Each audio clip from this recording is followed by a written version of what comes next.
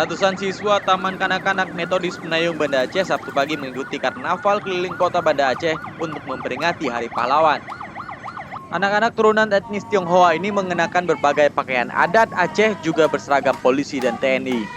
Karnaval ini untuk memberikan pemahaman terhadap jasa para pahlawan kepada murid Taman Kanak-kanak Metodis Menayung Banda Aceh sejak dini.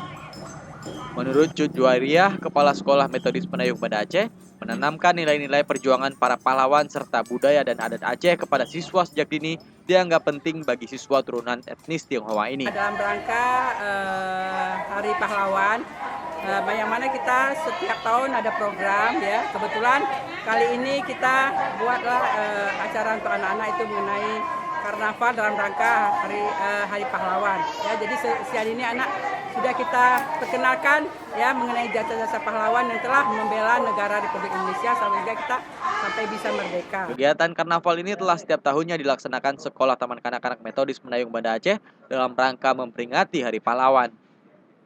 Dari Banda Aceh, Raja Muda melaporkan untuk Aceh Video.